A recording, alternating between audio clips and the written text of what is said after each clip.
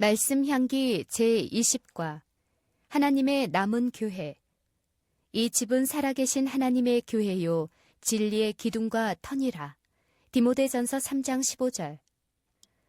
오늘날의 기독교는 수백 종의 교파로 나누어져 있습니다. 신도들은 각각 자기에 속해 있는 교회가 가장 정당한 교회라고 생각하고 또 그렇게 주장합니다. 그러나 대개의 경우는 성경을 충분히 연구해 보지도 않고 건성으로 그렇게 주장하는 이들이 많습니다. 내가 속한 교회가 진정으로 참되고 바른 교회인지 아닌지는 오직 성경이 판단해 줄 것입니다. 어떤 이는 길은 여러 갈래이지만 가서 만나는 곳은 결국 한 곳이니 자기 형편대로 아무 교회나 택해서 다녀도 무방하다고 하며 종교는 다 선을 가르치니 구태여 남의 교회의 옳고 그름을 비평할 필요가 없다고 말하기도 합니다. 그러나 그리스도께서는 구원에 이르는 길은 오직 한 길뿐이라고 말씀하셨습니다. 한편 교회라는 곳은 부정직한 사람, 위선자, 세속인과 다름없는 사람들도 다니는 곳이므로 차라리 혼자서 성경을 읽고 믿으면서 살아가겠다는 사람들도 있습니다. 그러나 예수께서는 어떠한 사람이라도 버리지 않고 받아들이시되 당신을 배반한 유다까지도 받아들이셨습니다. 그러므로 교회는 그릇된 행동에 대해서는 엄격히 단속하지만 들어오는 사람들에 대해서는 관대함을 잊어서는 안 됩니다. 또 어떤 이들은 구원을 얻으려면 꼭 교회에 가입해야만 하는가라고 불평하기도 합니다. 이런 질문에 대해서는 교회는 그리스도의 몸이요 그리스도는 교회의 머리라는 성경 말씀과 만일 그리스도 안에 있지 않으면 가지가 나무에 붙어 있지 않는 것과 같다는 예수의 말씀을 깊이 생각해 볼 일입니다. 구약 시대의 이스라엘 백성들이 민족에서 제적되는 것을 멸망으로 생각했던 것처럼 오늘날 우리들은 교회에서 떠나는 것을 절망에 빠지는 것으로 알아야 합니다. 그러면 구원을 얻기 위하여 다녀야 할 참 교회는 어느 교회입니까? 오늘날과 같이 교회가 수백 종으로 나누인 것을 예수께서 기뻐하실 것인가? 아닙니다. 예수께서는 진실한 그리스도인들을 한 교회로 모으려 하십니다. 혼란 상태에 있는 교회 중에서도 경건한 그리스도인들이 있으니 주께서는 저들을 지극히 사랑하사 바른 길을 걷도록 도와주십니다.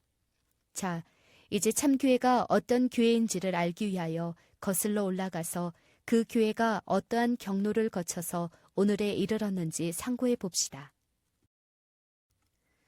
사도시대의 교회. 그리스도 당시의 교회는 순수한 참교회였습니다. 요한계시록 12장 1절에는 이 시대의 교회를 해를 옷 입고 발 아래는 달이 있고 머리에는 12별의 면류관을 쓴 여자로 묘사하였습니다. 해를 입은 것은 그리스도의 복음의 빛과 영광을 상징하고 발 아래 달은 의의 태양이신 그리스도의 빛을 반영하는 구약의 희생 제도를 상징한 것으로 마치 달이 햇빛을 받아 희미하게 반사하는 것과 같습니다. 12별의 면류관은 그리스도의 12제자를 상징합니다. 그러므로 이 여자는 구약 시대가 지나고 막 신약 시대에 접어든 교회를 표상합니다. 이것을 보면 신약 시대의 신앙은 구약 시대의 신앙을 토대로 해서 이루어진 것임을 알 수 있습니다. 그렇다면 구약 성경을 경시하고 읽지 않아도 좋다고 하는 교회는 진리를 정확히 이해하지 못한 것이므로 바른 진리를 가지고 있지도 못한 것입니다. 박해 중에 이루어진 교회. 기독교의 역사는 처음부터 박해로 시작되었습니다. 만일 기독교가 참 하나님께로부터 나온 것이 아니었다면 박해로 소멸되고 말았을 것입니다. 그러나 박해가 있을수록 기독교는 더욱 전파되어 바울 시대에 이미 소아시아에서 유럽 전역에까지 널리 퍼졌습니다. 박해로서 기독교를 멸절시킬 수 없음을 안 마귀는 다른 교묘한 방법으로 도전해 왔습니다. 즉, 교회 내부를 부패 타락시킴으로써 참 교회가 가지고 있는 진리의 빛을 소멸시키려고 노력하였습니다. 그 결과 교회 안에 나타난 불법의 기미가 점점 세력을 얻어 마침내는 타락한 로마 카톨릭을 이루었습니다. 그러나 하나님께서는 요한에게 계시를 주신 바와 같이 참 교회를 그 위험 가운데서 구원해 내셨습니다. 그 여자가 광야로 도망가매 거기서 1260일 동안 그를 양육하기 위하여 하나님께서 예비하신 곳이 있더라. 용이 자기가 땅으로 내쫓긴 것을 보고 남자를 낳은 여자를 박해하는지라. 그 여자가 큰 독수리의 두 날개를 받아 광야 자기 곳으로 날아가 거기서 그 뱀의 낯을 피하여 한 때와 두 때와 반 때를 양육받음에 여자의 뒤에서 뱀이 그 입으로 물을 강같이 토하여 여자를 물에 떠내려 가게 하려 하되 땅이 여자를 도와 그 입을 벌려 용의 입에서 토한 강물을 삼키니. 요한계시록 12장 6절, 13절에서 16절. 여기서 말한 1260일, 한때, 두때, 반때는 곧 3년 반. 가톨릭 교회가 참 교회를 박해한 기원 후 538년부터 1798년까지의 1260년간입니다. 가톨릭 교회는 교황이 사도 베드로의 계승자라고 말하고 영국 교회 감독은 사도 시대로부터 사도직을 계승받았다고 주장합니다. 그런데 성경은 참 교회는 1260년간 광야로 도망하였다고 합니다. 도시가 아닌 광야로 피난해서 거기서 간소하고 경건한 생활을 하였습니다. 그런데 교황은 화려 찬란함 중에서 1260년간 최상권을 가지고 세계를 호령하였습니다. 그동안 이 세상은 암흑으로 덮였었지만 진리의 빛은 여전히 보존되었습니다. 그 일례로 왈덴스파 신도들을 들을 수 있는데 그들은 중세기 암흑시대 동안에 성경을 읽고 말씀을 전하는 일에 최선의 노력을 기울인 사람들입니다. 그들은 성경에서 직접 그리스도의 도를 배울 수 있다고 가르쳤기 때문에 가톨릭 교회로부터 이단으로 지적되고 핍박을 받아 이탈리아 북서부에 있는 험준한 계곡에서 은거 생활을 하며 그들의 독실한 신앙을 유지해 나갔습니다. 그들은 자녀들을 신앙적으로 교육하였으며 성경 단편들을 베끼는 일과 전도자들을 유럽 각지로 파송하여 성경 단편들을 전하는 일에 힘썼습니다. 그뿐 아니라 알비겐스파 신도들도 신앙의 자유를 위하여 알프스 서남부에서 피난 생활을 하였습니다. 이런 일들이 있은 지 수세기 후에 북미 대륙이 발견되어 유럽 각지에서 가톨릭 혹은 국교의 박해를 받던 많은 경건한 그리스도인들이 피난처를 얻게 되었습니다. 이 사실을 성경은 이렇게 예언하였습니다. 땅이 여자를 도와 그 입을 벌려 용의 입에서 토한 강물을 삼키니. 요한계시록 12장 16절. 종교개혁과 박해가 그침. 위에 기록한 성경 구절 가운데 그 여자가 큰 독수리의 두 날개를 받아 광야 자기 곳으로 날아갔다는 말이 있습니다. 그것은 신명기 32장 11절의 말씀과 대조해 볼 때 하나님께서 그들을 보호하실 것을 상징한 것입니다. 과연 예언의 말씀과 같이 16세기에 접어들면서 독일의 마르틴 루터, 스위스의 치빙글리, 독일의 멜랑톤, 프랑스의 칼빈, 스코틀랜드의 녹스 등의 종교 개혁자들이 일어났고 북미 신대륙이 발견됨으로써 그렇듯 심했던 카톨릭의 박해도 꺼져가기 시작했습니다. 또 영국, 독일, 오스트리아 등 여러 나라에서는 신앙의 자유를 법적으로 인정하게 되어 드디어 박해가 그쳤습니다.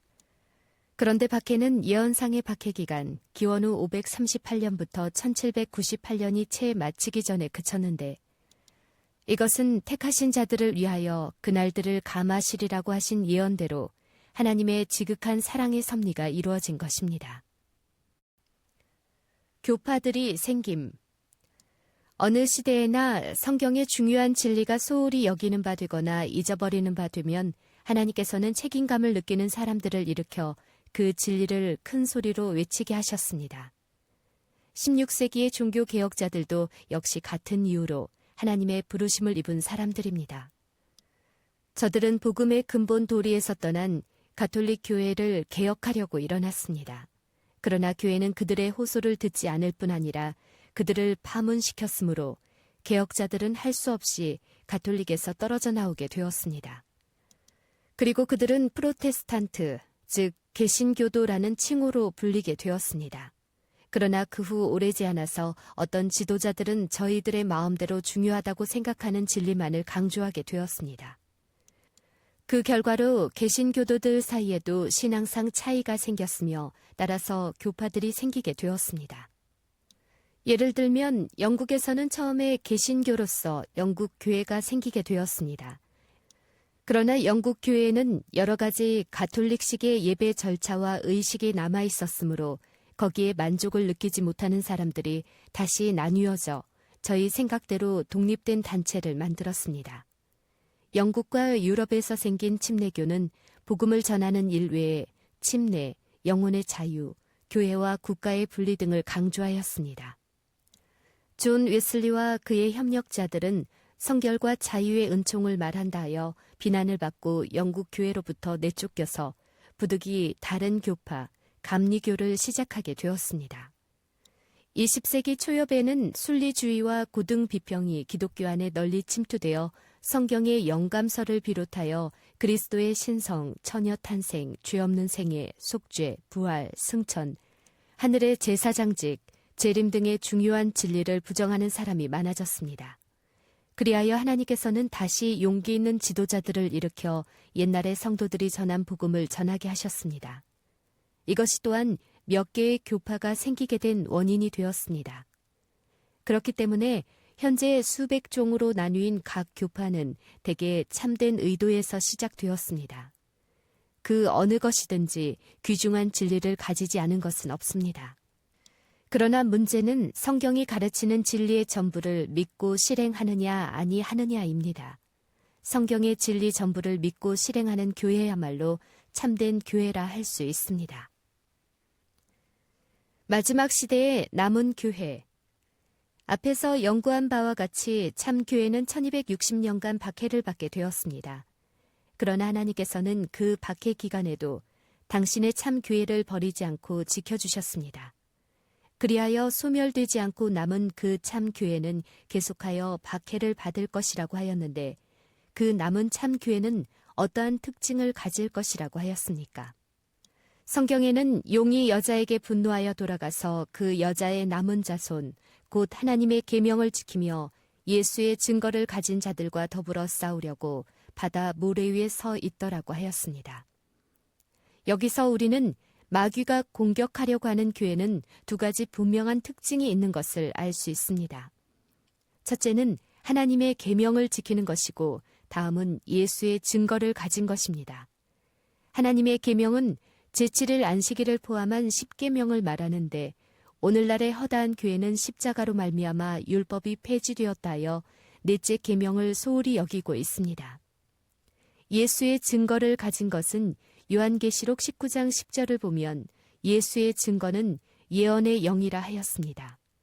예언의 영, 즉 예언의 신을 가지는 것, 다시 말해서 선지자를 가지는 것은 남은 교회의 특징이 됩니다. 그런데 마귀는 이런 교회에 대하여 분노하여 싸우려고 도전해 온다고 하였습니다. 결국 남은 교회는 다시금 박해에 직면할 날이 올 것입니다. 남은 교회에 주어진 사명. 하나님께서는 시대에 따라 종교 개혁자들을 세우셔서 그때그때 필요한 사명을 주셨습니다. 그와 같이 최후의 남은 교회에도 중요한 사명을 주셨습니다. 그것은 곧 새 천사의 기별을 전하는 것입니다. 첫째 천사는 심판하실 때가 이르렀다는 것과 하늘과 땅과 바다와 물들의 근원을 만드신 이를 경배하라는 것, 다시 말해서 예수의 재림이 임박했다는 것과 제7일 안식일을 지킴으로 창조주를 경배하라는 기별을 전합니다. 둘째 천사는 바벨론이 무너졌다고 외칩니다. 즉, 진리를 떠난 교회들의 혼란과 타락한 상태를 지적합니다. 셋째 천사의 기별은 짐승과 그 우상에게 경배하고 이마에나 손에 표를 받은 자들은 하나님의 진노를 받으리라는 것으로 곧 교황권의 세력과 교황권을 뒷받침하기 위하여 생기는 종교 연합체를 따르고 그들이 법령으로 일요일 준수를 강요할 때 거기 응하는 자들은 형벌을 받으리라는 가장 엄숙하고도 최후적인 기별입니다. 이상과 같은 새 천사의 기별은 지금 전 세계 방방곡곡에 전하고 있습니다. 그리하여 가톨릭 교회로 말미암아 왜곡되었던 복음의 진리가 바로잡혀지고 하나님의 백성들은 초대교회가 가졌던 순결한 신앙을 회복하게 됩니다.